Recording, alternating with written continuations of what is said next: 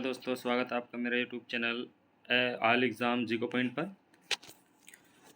आज की important video है उत्तराखंड एग्ज़ाम प्रैक्टिस सेट का 17वां पार्ट है। लाइव क्लास है आपकी, जिसमें आपको रोज़ 50 क्वेश्चन मिलते हैं।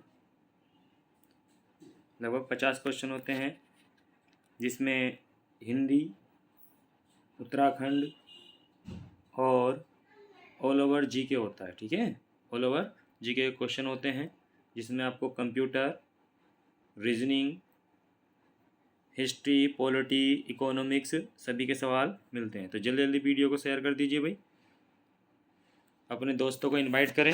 ये उत्तराखंड के एग्ज़ाम पेपर पर आधारित प्रैक्टिस सेट है। रोज़ आपको इसमें 50 क्वेश्चन मिलते हैं। आपकी तैयारी भी सही चल रही है, क्योंकि कमेंट्स बॉक्स में आपके जवाब मिलते हैं। लगभग सभी के जवाब सही होते हैं, लेकिन अभी आपको और मेहनत करने की आवश्यकता है। जल्दी जल्दी कमेंट बॉक्स में लिखेंगे भाई, आवाज़ सभी को सही आ रही है।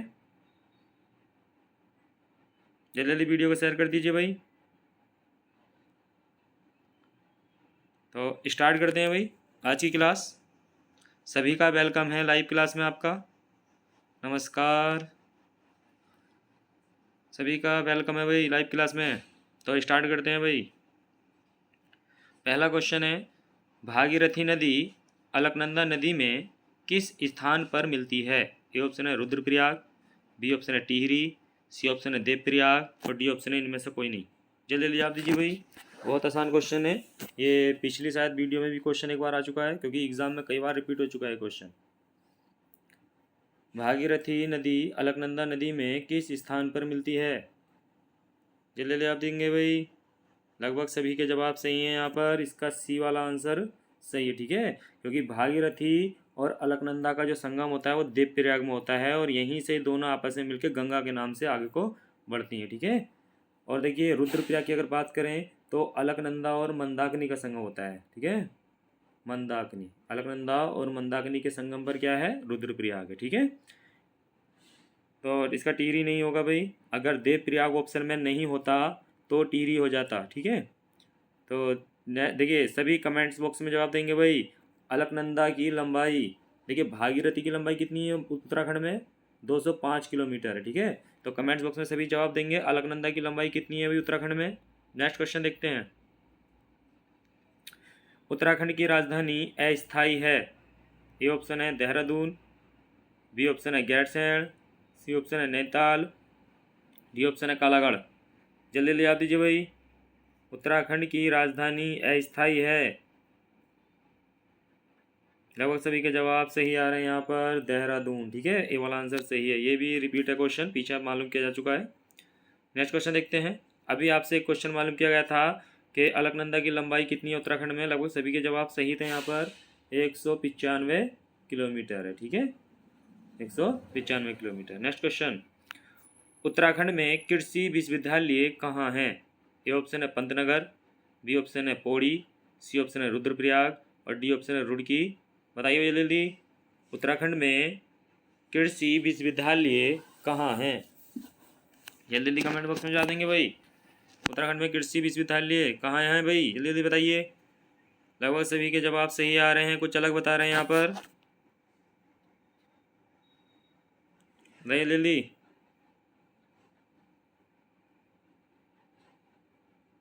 बताइए जल्दी। रुड़की नहीं है, रुद्रप्रयाग भी नहीं है, पौड़ी भी नहीं है। इसका सही आंसर है ए वाला। ठीक है, उत्तराखंड में कृषि विश्वविद्यालय कहाँ स्थित है? पंतनगर में स्थित है। नेक्स्ट क्वेश्चन है, जहाँ किसी शब्द की आवृत्ति एक से अधिक बार हो परंतु हर बार उसका अर्थ भिन्न भिन्न हो, वहाँ अलंकार होगा। बताइए जल्दी। बताइए जल्दी। श्लेष अलंकार, दूसरा ऑप्शन है आपका अतिशयोक्ति अलंकार, तीसरा ऑप्शन है अनुप्रास अलंकार, चौथा ऑप्शन है यमक अलंकार। जल्दी जल्दी आप दीजिए भाई। जहाँ किसी शब्द की आवृत्ति एक से अधिक बार हो परंतु हर बार उसका अर्थ भिन्न भिन्न हो, वहाँ अलंकार होता है। बताइए जल्दी। श्लेष अलंकार नहीं होगा, अतिशयोक्ति नहीं होगा, क्योंकि कोई भी बात बड़ा चढ़ाकर नहीं की गई है यहाँ पर। अनुप्रास अलंकार भी नहीं होगा, क्योंकि अनुप्रास अलंकार में वर्णों की आवृत्ति बार बार होती है। तो इसका सही आंसर है यमक अलंकार। ठीक है, डी वाला आंसर सही है। ठीक है, जहां पर किसी शब्द की आवृत्ति एक से अधिक बार हो, ठीक है, एक से अधिक बार हो, उसका अर्थ भिन्न भिन्न हो, ठीक है, जितनी बार वो शब्द प्रयोग होता है उसका अर्थ उतनी बार अलग अलग होता है, वहाँ यमक अलंकार होता है। ठीक है, नेक्स्ट क्वेश्चन, महमूद गजनबी के साथ भारत आने वाला मध्य एशिया का प्रसिद्ध इतिहासकार कौन था?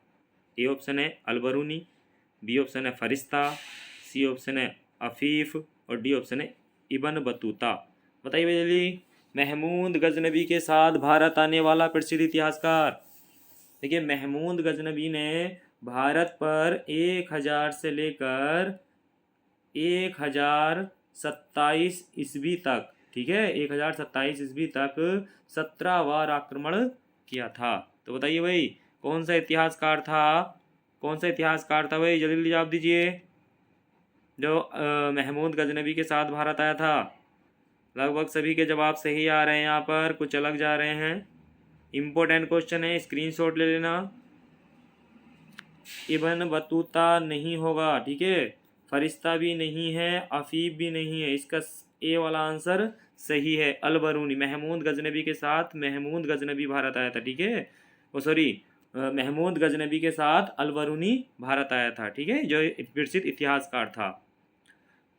कमेंट्स बॉक्स में वह सभी जवाब देंगे। महमूद गजनबी ने सोमनाथ मंदिर को कब लूटा था? सभी कमेंट बॉक्स में जवाब देंगे। महमूद गजनबी ने सोमनाथ मंदिर को कब लूटा था भाई? नेक्स्ट क्वेश्चन, उत्तराखंड में राष्ट्रपति शासन कब लगाया गया है?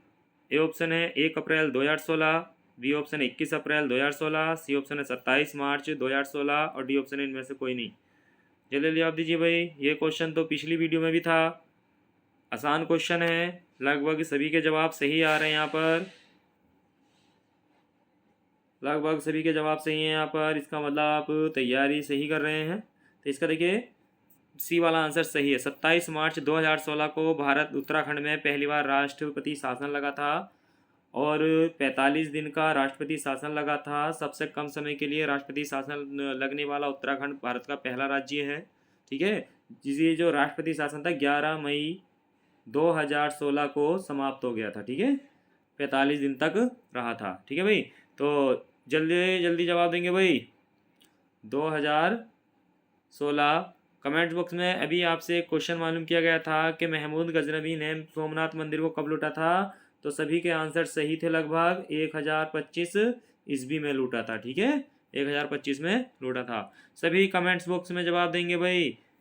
सबसे पहले राष्ट्रपति शासन भारत में कहाँ लगाया गया था? इंपॉर्टेंट क्वेश्चन है। नेक्स्ट क्वेश्चन देखते हैं, देश के उच्च न्यायालयों में उत्तराखंड उच्च न्यायालय का स्थान है। ए ऑप्शन है 18वां, बी ऑप्शन है 19वां, सी ऑप्शन है 20वां और डी ऑप्शन है 21 फर्स्ट। बताइए भाई 21वां, बताइए जल्दी कमेंट बॉक्स में जवाब दीजिए भाई। देश के उच्च न्यायालयों में उत्तराखंड उच्च न्यायालय का स्थान है। देखिए अगर बात करें उच्च न्यायालय मतलब हाई कोर्ट, तो वर्तमान में हाई कोर्टों की जो संख्या है वो कितनी है भाई? 25 है, ठीक है, वर्तमान में हाई कोर्टों की संख्या कितनी है भाई? 25 है। और जो 25वां हाई कोर्ट बनाया गया था वो अमरावती, ठीक है, आंध्र प्रदेश में बनाया गया, ठीक है। 25वां हाई कोर्ट कहाँ बनाया गया है? अमरावती, क्योंकि आंध्र प्रदेश की नई राजधानी क्या है? अमरावती है। तो 25वां हाई कोर्ट कहाँ है पर भाई? अमरावती, आंध्र प्रदेश। तो इसका सही जवाब है भाई, लगभग सभी ने जवाब सही दिए थे। देखिए 18 नहीं है, 19 भी नहीं है, 21 भी नहीं है, इसका सी वाला आंसर सही है। उत्तराखंड हाईकोर्ट का जो स्थान है वो कौन सा है भाई? वो 20वां स्थान है, ठीक है। जल्दी जल्दी कमेंट्स बॉक्स में जवाब दीजिए भाई, जो अभी पीछे आपसे क्वेश्चन मालूम किया गया था, बताइए इसका सही आंसर कौन सा था भाई? सी वाला आंसर था। अभी पीछे आपसे कमेंट बॉक्स में क्वेश्चन मालूम किया गया था, तो लगभग सभी ने जवाब सही दिया था। पहली बार जो राष्ट्रपति शासन लगा था 1951-52 में, वो लगा था पंजाब में, ठीक है। कहाँ लगा था भाई? पंजाब में लगा था। उस समय जो मंत्रिमंडल था कौन था? भार्गव, ठीक है, भार्गव मंत्रिमंडल था। भार्गव मंत्रिमंडल के समय 1951-52 में पंजाब में पहली बार राष्ट्रपति शासन लगाया गया था। नेक्स्ट क्वेश्चन देखेंगे, टिफिन टॉप कहाँ स्थित है? ए ऑप्शन है नैनीताल, बी ऑप्शन है भीमताल, सी ऑप्शन है हल्द्वानी और डी ऑप्शन है रानीखेत। जल्दी जल्दी कमेंट बॉक्स में जवाब दीजिए भाई। टिफिन टॉप कहाँ स्थित है? लगभग सभी के जवाब सही आ रहे हैं, यहाँ पर कुछ अलग बता रहे हैं। जल्दी जल्दी आप दीजिए। रानीखेत नहीं है, हल्द्वानी भी नहीं है, भीमताल भी नहीं है, इसका सही आंसर है ये वाला। नेक्स्ट क्वेश्चन, उत्तराखंड का छोटा कश्मीर कौन सा है? यानी कि उत्तराखंड का कौन सा स्थान है जिसे मिनी कश्मीर या छोटा कश्मीर कहा जाता है? ए ऑप्शन है मसूरी, बी ऑप्शन है नैनीताल, सी ऑप्शन है अल्मोड़ा, डी ऑप्शन है पिथौरागढ़। जल्दी जल्दी आप दीजिए भाई कमेंट बॉक्स में। उत्तराखंड का छोटा कश्मीर किसे कहा जाता है? आसान क्वेश्चन है, सबके जवाब अलग अलग आ रहे हैं, कुछ सही बता रहे हैं। मसूरी नहीं है, नैनीताल भी नहीं है, अल्मोड़ा भी नहीं है, तो इसका सही आंसर है डी वाला। ठीक है, पिथौरागढ़ को ही छोटा कश्मीर, मिनी कश्मीर, सौर क्षेत्र, सौर घाटी आदि नामों से जाना जाता है। ठीक है, तो सभी कमेंट्स बॉक्स में जवाब देंगे भाई। पिथौरागढ़ की स्थापना कब हुई थी? नेक्स्ट क्वेश्चन, उत्तराखंड में ऋषिकेश तीर्थ स्थल किस नदी के तट पर स्थित है? ए ऑप्शन है घाघरा, बी ऑप्शन है गंगा, सी ऑप्शन है शारदा, डी ऑप्शन है यमुना। बताइए भैया जल्दी, उत्तराखंड में ऋषिकेश तीर्थ स्थल किस नदी के तट पर स्थित है? कमेंट बॉक्स में जवाब दीजिए भैया जल्दी जल्दी सभी का वेलकम है लाइव क्लास में आपका। देखिए दोस्तों, वीडियो को शेयर कर दें, अपने दोस्तों के पास भी शेयर कर दें, क्योंकि ये 50 क्वेश्चन लगभग आपको रोज मिलते हैं। उत्तराखंड एग्जाम पेपर पर आधारित प्रैक्टिस सेट है, क्या है वो आपका लेखपाल पटवारी का पेपर हो, फॉरेस्ट गार्ड का हो या उत्तराखंड कांस्टेबल का हो, ठीक है, कोई सा भी एग्ज़ाम हो, ये सभी पर आधारित आपका प्रैक्टिस सेट चलता है यहाँ पर। और जो उत्तराखंड से अलग स्टेट के हैं उनके लिए हिंदी और ऑल ओवर जी के जो है वो इम्पोर्टेंट है, तो ये ना समझें कि केवल उत्तराखंड के लिए है। ठीक है, तो वो हिंदी और जो ऑल ओवर जी के है उसके क्वेश्चन नोट कर लिया करें या स्क्रीनशॉट ले लिया करें।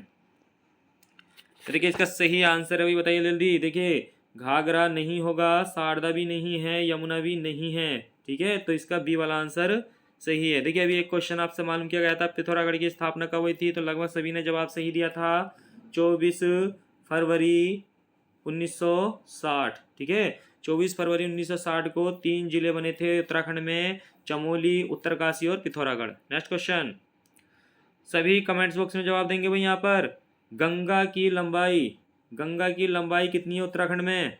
नेक्स्ट क्वेश्चन, ब्रह्मपुत्र नदी निकलती है, ए ऑप्शन है मिलम हिमनद से, बी ऑप्शन है चेमा डुंगडुंग हिमनद से, सी ऑप्शन है गंगोत्री हिमनद से और डी ऑप्शन है उपरोक्त में से कोई नहीं। बताइए भाई, ब्रह्मपुत्र नदी निकलती है, इंपॉर्टेंट क्वेश्चन है, कई बार एग्जाम में आ चुका है। ब्रह्मपुत्र नदी जो है यांग याब दर्रा, यानी अरुणाचल प्रदेश में जो यांग याब दर्रा है उस दर्रे से ये क्या करती है, भारत में प्रवेश करती है ब्रह्मपुत्र नदी। तो बताइए जल्दी कहाँ से निकलती है? यहाँ पर जवाब अलग अलग आ रहे हैं, कुछ सही बता रहे हैं। देखिए इसका सही आंसर है बी वाला, चेमा युंगडुंग। देखिए डुंगडुंग आ जाए या चेमा युंगडुंग आ जाए, ठीक है, तो चेमा युंगडुंग से निकलती है कौन सी, ब्रह्मपुत्र नदी, और हिमालय के समानांतर 1100 किलोमीटर तक बहने के बाद यांगयाब दर्रे से अरुणाचल प्रदेश से भारत में प्रवेश करती है। ठीक है, अभी आपसे एक क्वेश्चन मालूम किया गया था कि गंगा की लंबाई कितनी है भाई उत्तराखंड में। लगभग सभी ने जवाब सही दिया था, कुछ के अलग थे लेकिन लगभग सभी के जवाब सही थे। तो कितनी है भाई, 96 किलोमीटर। ठीक है, गंगा की लंबाई उत्तराखंड में कितनी है, 96 किलोमीटर है, और भारत में कितनी है, 25 भारत में कितनी है भाई, भारत में 25 किलोमीटर है। ठीक है, भारत में 25 किलोमीटर, क्योंकि भारत की सबसे लंबी नदी गंगा नदी है। नेक्स्ट क्वेश्चन, भक्तिन महादेवी वर्मा की किस विधा की रचना है? ए ऑप्शन है संस्मरणात्मक रेखाचित्र, बी ऑप्शन है जीवनी, सी ऑप्शन है कहानी, डी ऑप्शन है आत्मकथा। जल्दी जवाब दीजिए कमेंट बॉक्स में। ये अभी हाल ही के एग्जाम आया था भाई, या तो क्लर्क था या वीडियो था, उसमें आया था कि भक्तिन महादेवी, या ये क्वेश्चन था रक्षक का जो एग्जाम हुआ था सचिवालय रक्षक का। भक्तिन महादेवी वर्मा की किस विधा की रचना है? संस्मरणात्मक रेखा चित्र है, जीवनी है, कहानी है, आत्मकथा है। जल्दी जवाब दीजिए कमेंट बॉक्स में। महादेवी वर्मा की देखिए कुछ ही पुस्तकें हैं जो अधिकतम मालूम की जाती है, जैसे भक्तिन है, यामा है, रश्मि है, ठीक है, और अतीत के चलचित्र है, यही पुस्तक अधिकतर मालूम की जाती हैं। तो देखिए ये आत्मकथा नहीं है, कहानी भी नहीं है, जीवनी भी नहीं है, ये वाला आंसर सही है। लगभग सभी के जवाब सही थे, यहाँ पर कुछ अलग थे। नेक्स्ट क्वेश्चन, राज्य में सर्वप्रथम किस औषधि पौधे की खेती की गई थी भाई? ये उत्तराखंड की बात चल रही है कि उत्तराखंड में सर्वप्रथम किस औषधि पौधे की खेती की गई थी? ए ऑप्शन है जिरेनियम, बी ऑप्शन है बेलाडोना, सी ऑप्शन है पायरेथम और डी ऑप्शन है कुटकी। बताइए जल्दी। लगभग सभी के जवाब सही आ रहे हैं, यहाँ पर कुछ अलग बता रहे हैं।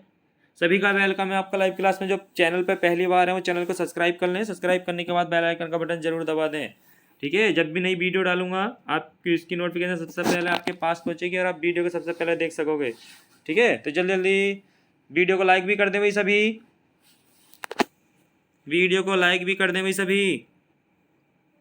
बताइए इसका लगभग सभी के जवाब सही थे। देखिए बी वाला आंसर सही है, बेलाडोना, ठीक है। नेक्स्ट क्वेश्चन, सेम मुखेम प्रसिद्ध है? ए ऑप्शन है देवी मंदिर, बी ऑप्शन है नरसिंह मंदिर, सी ऑप्शन है नागराज मंदिर और डी ऑप्शन है शिव मंदिर।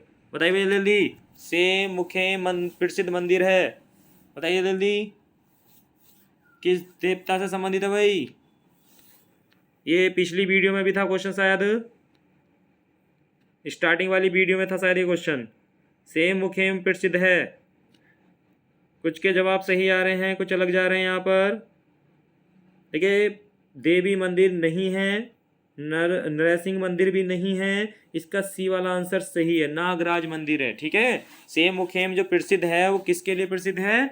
नागराज मंदिर है, ठीक है। और ये सेम मुखेम जो मंदिर है कहाँ स्थित है भाई? ये टिहरी में स्थित है, ठीक है। कहाँ स्थित है? ये टिहरी में स्थित है। इंपॉर्टेंट है, स्क्रीनशॉट ले लेना, कॉपी में ऐड कर लेना, ठीक है। आने वाले एग्जाम में मिलेगा आपको ये क्वेश्चन। नेक्स्ट क्वेश्चन, लोधी वंश का अंतिम शासक कौन था? ए ऑप्शन है बहलोल लोधी, बी ऑप्शन है इब्राहिम लोधी, सी ऑप्शन है दौलत खां लोधी और डी ऑप्शन है सिकंदर लोधी। बताइए भैया जल्दी, लोधी वंश का अंतिम शासक कौन था? बहलोल लोधी, इब्राहिम लोधी, दौलत खां लोधी, सिकंदर लोधी। बताइए भैया जल्दी, बहुत ही आसान क्वेश्चन है, जल्दी जवाब दीजिए। SSC 2001 में क्वेश्चन आया था भाई, उत्तराखंड में भी कई बार आ चुका है। लोधी वंश का अंतिम शासक कौन था? देखिए बहलोल लोधी संस्थापक था, तो ए वाला आंसर तो इसका है नहीं, ठीक है, ए वाला नहीं है। सिकंदर लोधी भी नहीं है, दौलत खां लोधी भी नहीं है, इसका बी वाला आंसर सही है, इब्राहिम लोधी, ठीक है। इब्राहिम लोधी को ही बाबर ने पराजित किया था और बाबर ने पराजित करने के बाद भारत में मुगल साम्राज्य की स्थापना की थी, ठीक है। कमेंट्स बॉक्स में सभी जवाब देंगे भाई। बाबर ने इब्राहिम लोधी को कब पराजित किया था? नेक्स्ट क्वेश्चन, आगरा नगर की स्थापना किसके द्वारा की गई थी? आगरा नगर की स्थापना किसके द्वारा की गई थी? जल्दी जल्दी कमेंट बॉक्स में जवाब दीजिए भाई, बहुत ही आसान क्वेश्चन है। फिरोज शाह तुगलक, बी ऑप्शन है मोहम्मद बिन तुगलक, सी ऑप्शन है अलाउद्दीन खिलजी, ये खिलजी लिखा है यहाँ पर, खिलजी है, ठीक है। डी ऑप्शन है सिकंदर लोधी। बताइए भाई जल्दी, आगरा नगर की स्थापना किसके द्वारा की गई थी भाई? बहुत ही इंपॉर्टेंट क्वेश्चन है। आगरा जो नगर है इसकी जो स्थापना की गई थी 1504 ईस्वी में की गई थी भाई। 1504 ईस्वी में इस नगर को बसाया गया था। 1506 में ये राजधानी बनाई गई थी दिल्ली सल्तनत में, ठीक है। तो जल्दी जल्दी आप दीजिए भाई, जल्दी जल्दी आप दीजिए, जल्दी जल्दी। लगभग कुछ के जवाब सही आ रहे हैं, कुछ अलग जा रहे हैं यहाँ पर। बताइए जल्दी, कुछ के जवाब सही है यहाँ पर, कुछ अलग बता रहे हैं।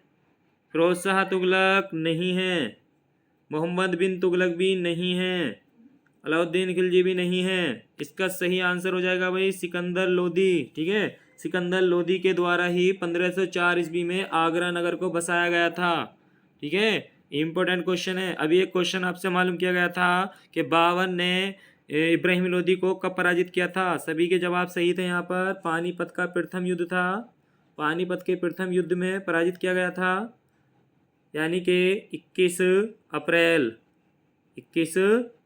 अप्रैल 1526 ईस्वी में, ठीक है। पानीपत का प्रथम युद्ध हुआ था जिसमें बाबर ने इब्राहिम लोदी को पराजित किया था। नेक्स्ट क्वेश्चन देखते हैं भाई। कौन सा सुल्तान अपने समकालीन संत निजामुद्दीन औलिया को शत्रु मानता था? ए ऑप्शन है अलाउद्दीन खिलजी, बी ऑप्शन है बलवन, सी ऑप्शन है गयासुद्दीन तुगलक और डी ऑप्शन है मोहम्मद बिन तुगलक। बताइए भैया जल्दी जल्दी कमेंट बॉक्स में जवाब दीजिए भाई। कौन सा सुल्तान अपने समकालीन संत निजामुद्दीन औलिया को शत्रु मानता था? अलाउद्दीन खिलजी, बलवन, गयासुद्दीन तुगलक, मोहम्मद बिन तुगलक। बताइए जल्दी जल्दी जवाब दीजिए भाई। कौन सा सुल्तान था जो निजामुद्दीन औलिया के खिलाफ रहता था?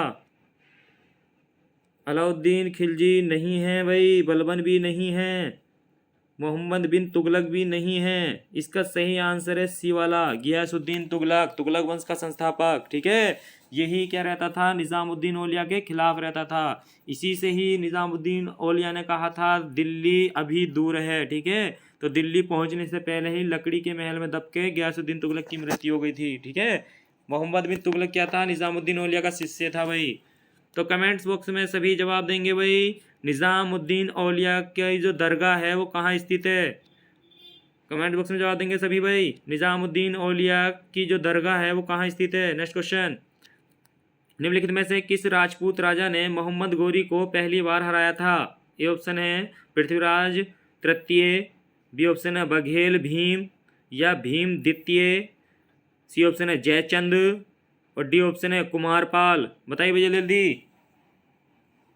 निम्नलिखित में से किस राजपूत राजा ने मोहम्मद गोरी को पहली बार हराया था? बताइए जल्दी। यहाँ पर जवाब अलग अलग आ रहे हैं, कुछ के जवाब सही आ रहे हैं, जल्दी जल्दी याद दीजिए भाई।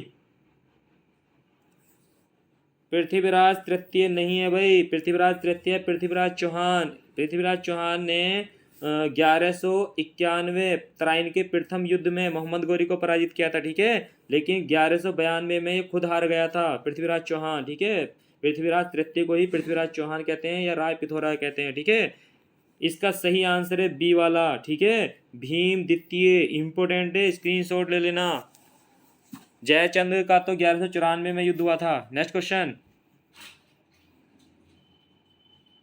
तराइन का द्वितीय युद्ध डैश के बीच लड़ा गया था?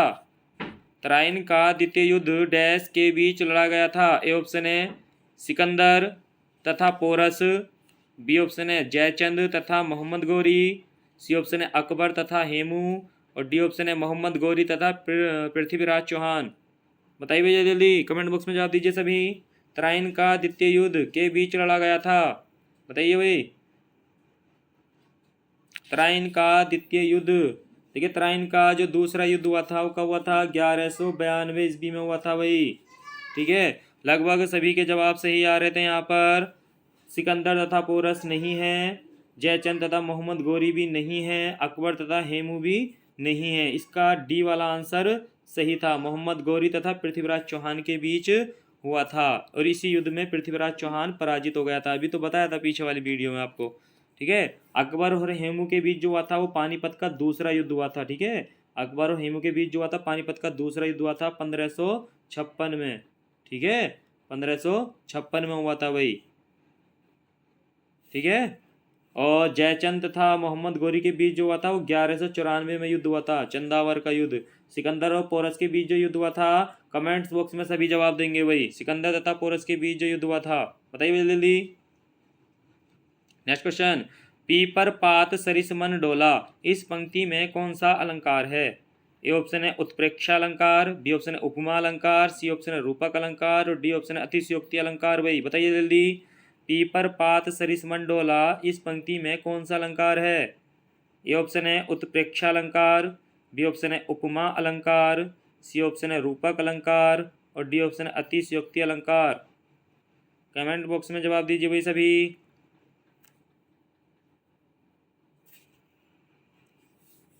अभी जल्दी जल्दी जवाब दीजिए भाई। देखिए उत्प्रेक्षा अलंकार नहीं है भाई, अतिशयोक्ति भी नहीं है, रूपक भी नहीं है। इसका सही आंसर है बी वाला, उपमा अलंकार है, ठीक है। पीपर पात सरिसमन डोला पंक्ति में कौन सा अलंकार है? उपमा अलंकार है, ठीक है। अभी अभी आपसे एक क्वेश्चन मालूम किया गया था, सिकंदर और पोरस के बीच जो युद्ध हुआ था वो कब हुआ था, तो लगभग सभी के जवाब सही थे। 326 BC यानी ईसा पूर्व, ठीक है, 326 ईसा पूर्व में हुआ था। नेक्स्ट क्वेश्चन, उत्तराखंड के लिए कौशिक समिति का गठन करने वाले मुख्यमंत्री थे, बताइए भाई। ए ऑप्शन है कल्याण सिंह, बी ऑप्शन है मुलायम सिंह, सी ऑप्शन है मायावती, डी ऑप्शन है राजनाथ सिंह। जल्दी कमेंट बॉक्स में जवाब देंगे भाई सभी। उत्तराखंड के गठन के लिए कौशिक समिति का गठन किया गया था। ये जो कौशिक समिति थी, कौशिक समिति की जो थी, कौशिक समिति उत्तराखंड राज्य को गठन करने के लिए इसका गठन किया गया था। तो बताइए किसने किया था भाई कौशिक समिति का गठन, बताइए। 1994 में कौशिक समिति का गठन किया गया था भाई। जल्दी जवाब दीजिए। कुछ के जवाब सही आ रहे हैं यहाँ पर, कुछ अलग बता रहे हैं लगभग, लेकिन अधिकतर जवाब सही हैं। तो इसका बी वाला आंसर सही है, ठीक है। मुलायम सिंह ने कौशिक समिति का गठन किया था, ठीक है। नेक्स्ट क्वेश्चन, महान संगीतज्ञ तानसेन किस दरबार से संबंध रखते थे। ए ऑप्शन है बहादुर शाह, बी ऑप्शन है जहांगीर, सी ऑप्शन है अकबर, डी ऑप्शन है बाबर। चैनल पे जो पहली बार है भाई चैनल को सब्सक्राइब कर लें, और भाई देखिए वीडियो को शेयर करते रहें भाई, और वीडियो को लाइक भी करते रहें।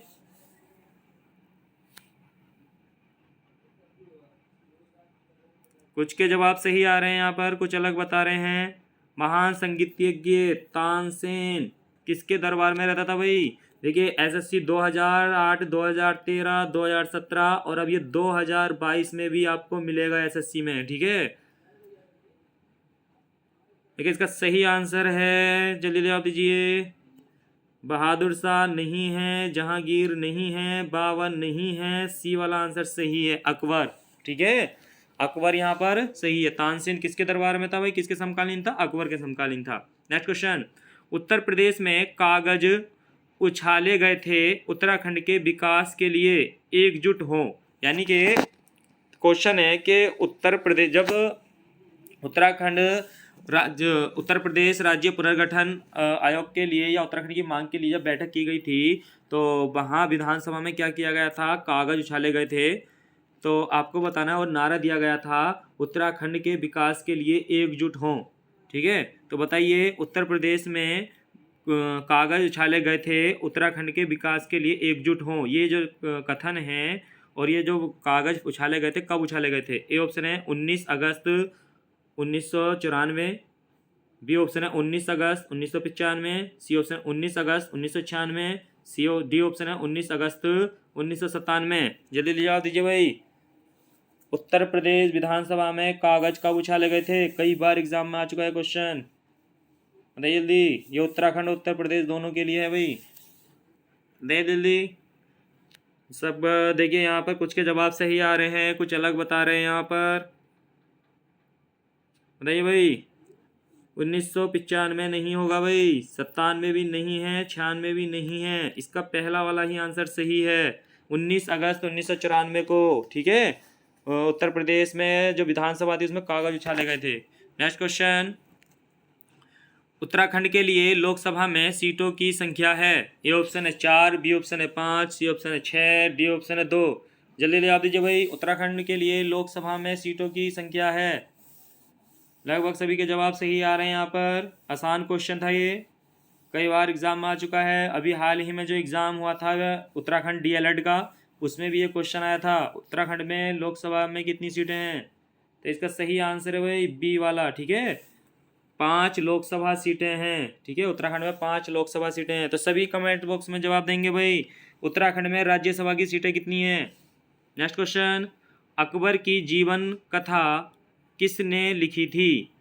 अकबर की जीवन कथा किसने लिखी थी। ये देखिए आरआरबी में आया था, एमपी पीसीएस में भी क्वेश्चन आया था, उत्तराखंड में भी आ चुका है क्वेश्चन कई बार, बताइए जल्दी। ए ऑप्शन है बीरबल, दूसरा ऑप्शन है अब्दुल नबी, सी ऑप्शन है अबुल फजल, और डी ऑप्शन है फैजी। बताइए भैया जल्दी, अकबर की जीवन कथा किसने लिखी थी, जल्दी जल्दी याद दीजिए,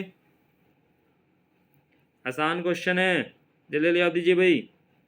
लगभग सभी के जवाब सही आ रहे हैं यहाँ पर। अबुल फजल, ठीक है। अकबर की आत्मकथा किसने लिखी थी भाई? अबुल फजल ने लिखी थी।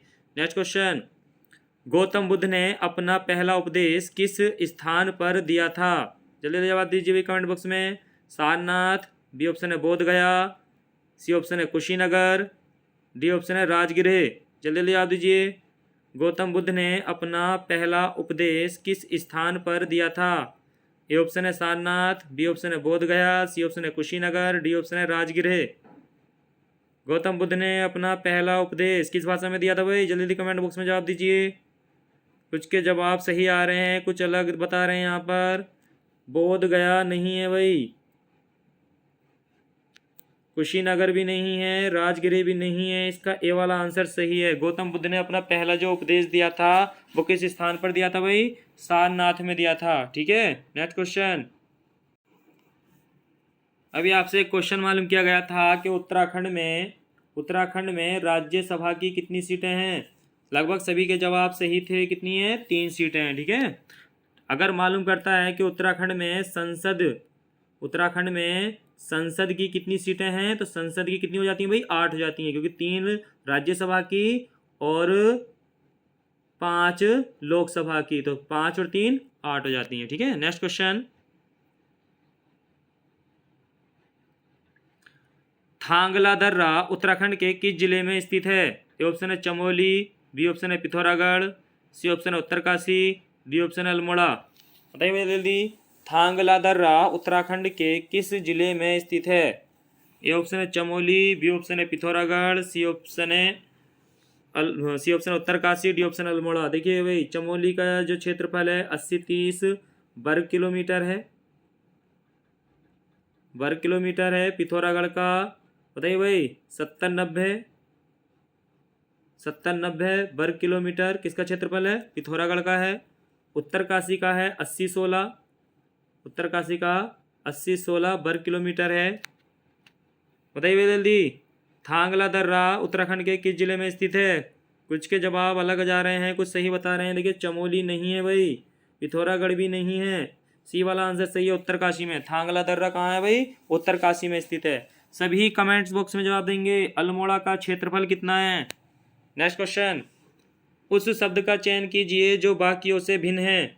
ए ऑप्शन है दूरबीन, बी ऑप्शन है पेरिस्कोप, सी ऑप्शन है माइक्रोफोन, डी ऑप्शन है बायोस्कोप। बताइए जल्दी। उस शब्द का चयन कीजिए जो बाकियों से भिन्न है। जल्दी जवाब दीजिए, जल्दी जवाब दीजिए भाई। उस शब्द का चयन कीजिए जो बाकियों से भिन्न है। कुछ के जवाब सही आ रहे हैं, कुछ अलग बता रहे हैं। दूरबीन नहीं है, पेरिस्कोप भी नहीं है, बायोस्कोप भी नहीं है, ठीक है। इसका सही है सी वाला, माइक्रोफोन। क्या है? इनसे अलग है, ठीक है। माइक्रोफोन अलग चीज़ है। ये तीनों एक तरीके से सामान्य देखने के काम आते हैं, ठीक है। अभी एक क्वेश्चन आपसे मालूम किया गया था भाई, लगभग सभी ने जवाब सही दिए थे, कुछ अलग बता रहे थे। तो अल्मोड़ा का क्षेत्रफल कितना है? 3139, ठीक है। 3139 वर्ग किलोमीटर किसका क्षेत्रफल है? ये अल्मोड़ा का क्षेत्रफल है। नेक्स्ट क्वेश्चन, खतलिंग ग्लेशियर कहाँ स्थित है? ए ऑप्शन है पिथौरागढ़ जिले में, बी ऑप्शन है टिहरी जिले में, सी ऑप्शन है चलनोली जिला, और डी ऑप्शन है देहरादून में। बताइए जल्दी। खतलिंग ग्लेशियर कहाँ स्थित है? बताइए जल्दी। खतलिंग ग्लेशियर कहाँ स्थित है? जल्दी जवाब दीजिए कमेंट बॉक्स में।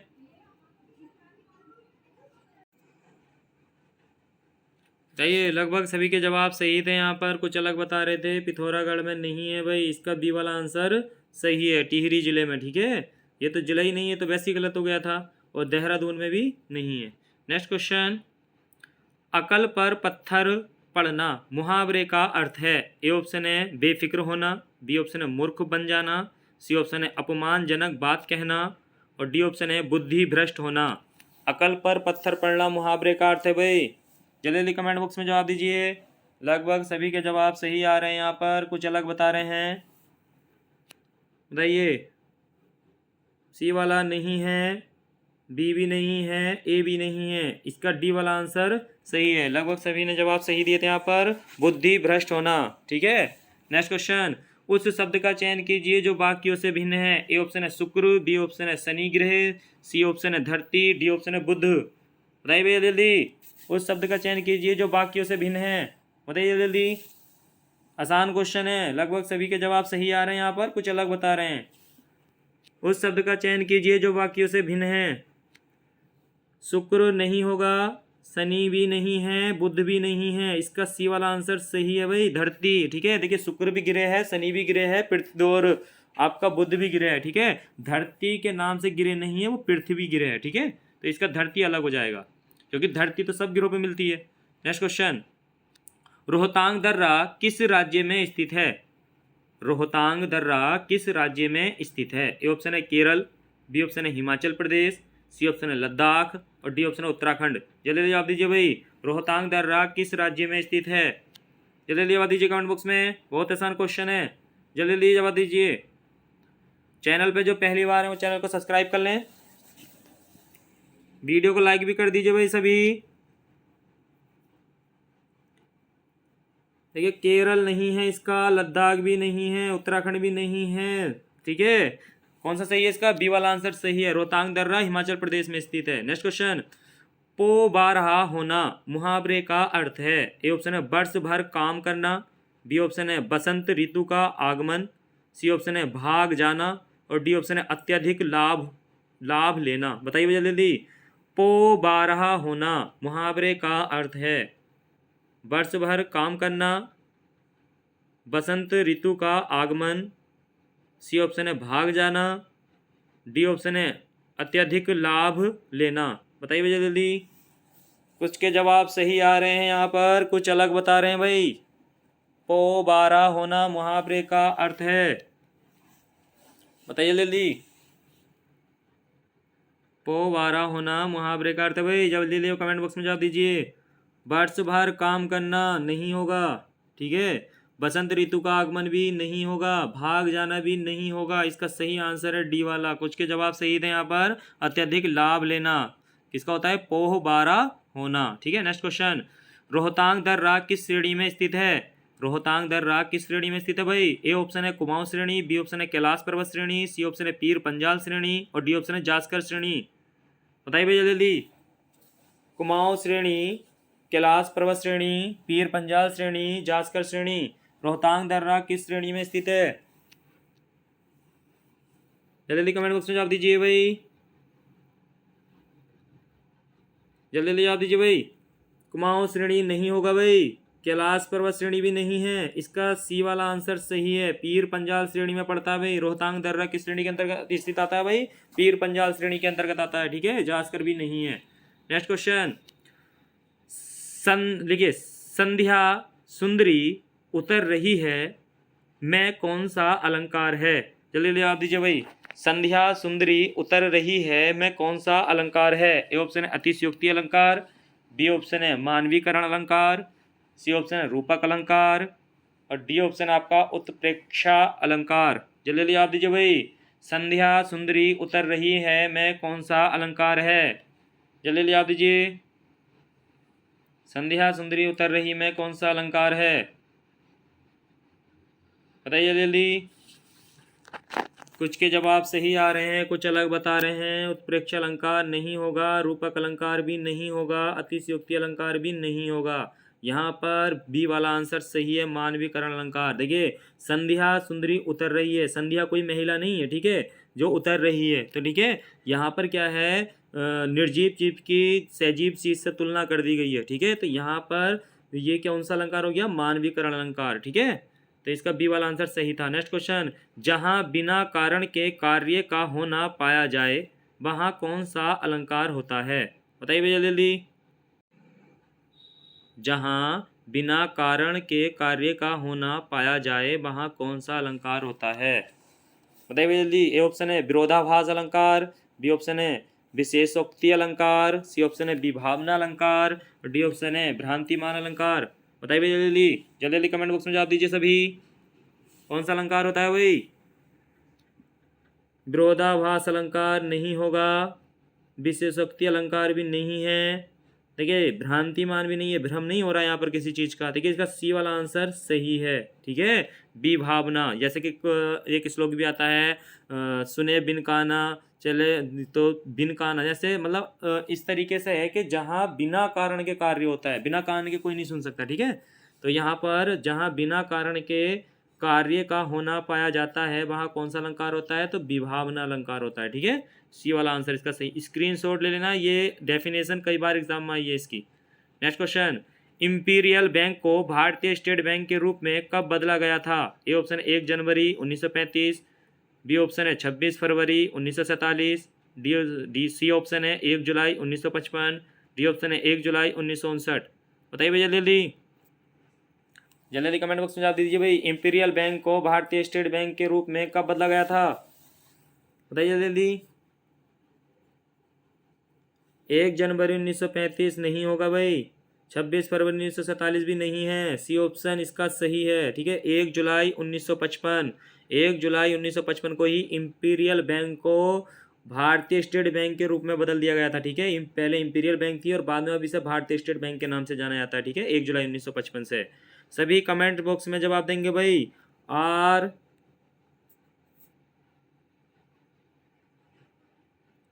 सभी कमेंट बॉक्स में जवाब देंगे भाई। आरबीआई की स्थापना कब की गई थी? नेक्स्ट क्वेश्चन, निम्नलिखित में से क्या सुमेलिखित नहीं है? अनुच्छेद 1 संघ का नाम और उसका राज्य क्षेत्र, बी ऑप्शन है नए राज्यों का प्रवेश, सी ऑप्शन है अनुच्छेद 3 में नए राज्यों का गठन, और डी ऑप्शन है अनुच्छेद 4 में नागरिकता।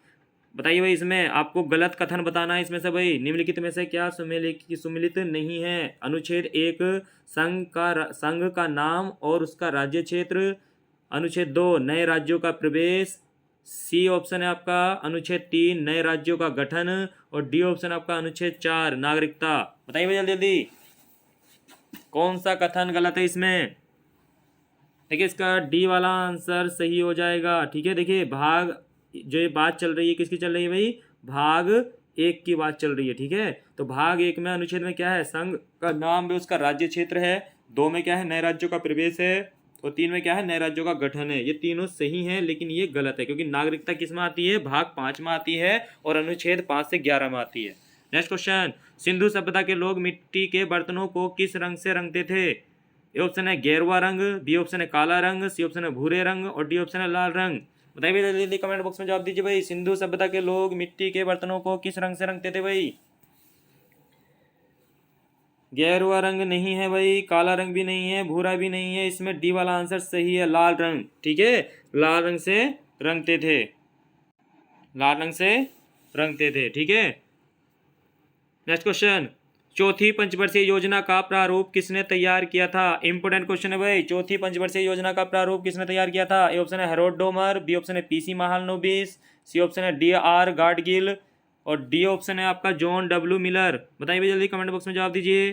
चौथी पंचवर्षीय योजना का प्रारूप किसने तैयार किया था?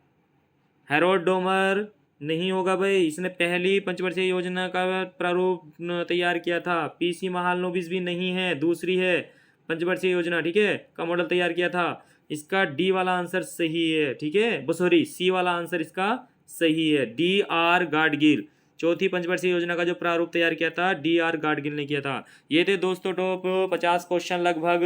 वीडियो कैसी लगी कमेंट बॉक्स में जरूर लिखना है, और जो चैनल पे पहली बार थे चैनल को सब्सक्राइब कर लें। उत्तराखंड एग्जाम पेपर पर आधारित हमारा प्रैक्टिस सेट है, और ये रोज़ रात्रि 9 बजे लाइव क्लास में आपको मिलता है, तो चैनल के साथ जुड़े रहें। सभी का वेलकम था लाइव क्लास में। मिलते हैं नेक्स्ट वीडियो में। सभी को गुड नाइट, थैंक यू।